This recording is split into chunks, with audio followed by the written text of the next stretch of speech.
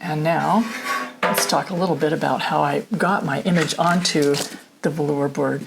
In this case, we're using soft pastel, and in fact unison pastel for the most part, on a sheet of Hahnemal velour paper. I love this paper for a soft focus and for furry animals.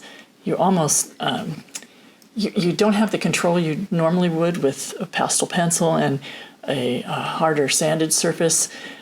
You lose some of the detail, you sacrifice that for the softness.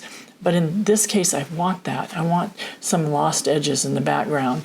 I want some less important areas to just be more impressionistic, let's put it that way. And this paper offers that ability. I'm going to pan out just a little bit here so you can see another thing that I've done here. I tested a lot of colors right along here, and when I was doing that, I held my image up, right up next to the area that I was testing on, and matched my colors so that I knew ahead of time whether I was going to be in the right range. As always, the paper color, in this case yellow, affects the color of the material that you're using. So choosing your colors when you just hold up a stick next to the image is going to give you a different sense of how that's going to work than if you actually make that mark on the paper with that yellow paper influence behind it. So I've tested those, and I've picked out a number of the Unison soft pastels. They're just dreamy on this surface, and so I'm going to use this primarily, particularly in the background.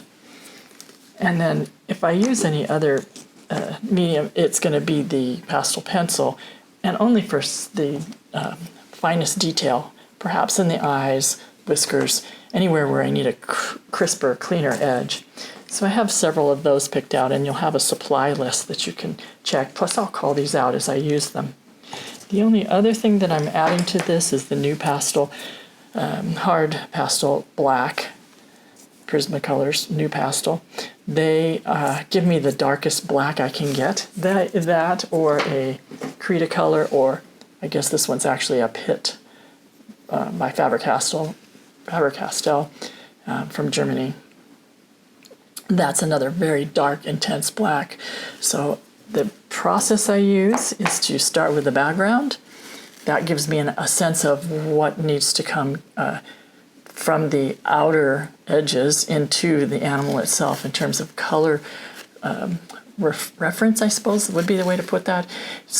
What's influencing the tones you see? So in some of the shadow areas, for instance, I see some green, and it's because there's green in this background. So we'll put that in first, and then we'll go back and start putting in the darkest darks and lightest lights and the deer itself. All right, so let's get started. All right, so as I stated earlier, this paper that we're working on is the Hahnemal velour paper in the color yellow. I've done as I normally do. I've taped it onto a harder board. Particularly in the case of this velour paper, it is literally paper, and so it's floppy.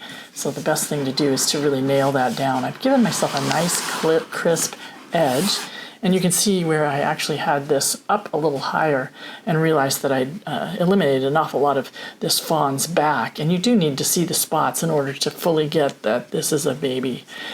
I also transferred my design like I normally do.